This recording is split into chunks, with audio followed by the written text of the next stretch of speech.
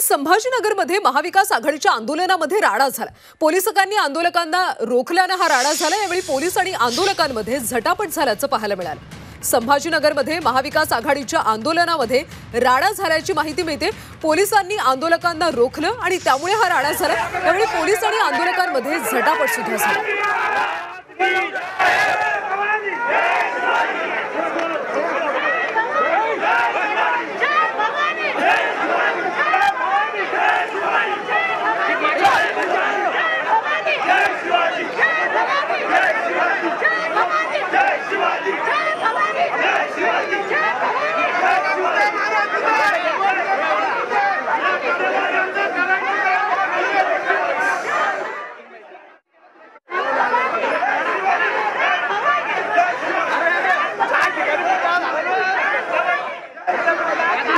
संभाजीनगरमध्ये आंदोलकांमध्ये राडा झाल्याचं पाहायला मिळतं।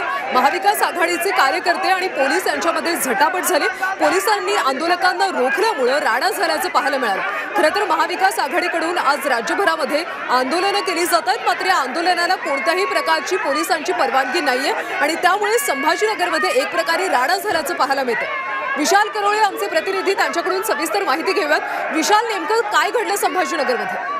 पोलिसांनी महाविकास आघाडीच्या आंदोलनाला परवानगी नाकारली होती, तरी सुद्धा मोठ्या संख्येने महाविकास आघाडीचे कार्यकर्ते क्रांती चौकमध्ये जमा झाले। त्यावेळेस त्यांनी घोषणाबाजी केली आणि घोषणाबाजी करतात महायुतीचा एक पुतळा बनवला होता, त्याला जोडेमारो आंदोलन केलं आणि ते जाळण्याचा प्रयत्न केला। पोलिसांनी त्यात हस्तक्षेप केला, या सगळ्यांना थांबवण्याचा प्रयत्न केला। शिवसेनेची लोक आक्रमक झाली होती, त्यामुळे पोलिसांमध्ये आणि शिवसेनेच्या कार्यकर्त्यांमध्ये जोरदार धक्काबुक्की झाली। त्यानंतर पोलिसांनी या सर्व कार्यकर्त्यांना ताब्यात घेतलेलं आहे आणि आंदोलन आता संपवलेलं आहे। कल्याणी, धन्यवाद विशाल या सगळ्या माहितीसाठी। तर पोलिसांची परवानगी नसल्यामुळे खरं तर आंदोलकांना रोखण्याचा प्रयत्न झाला आणि त्यामुळे महाविकास आघाडीचे कार्यकर्ते आणि पोलिसांमध्ये झटापट झाली।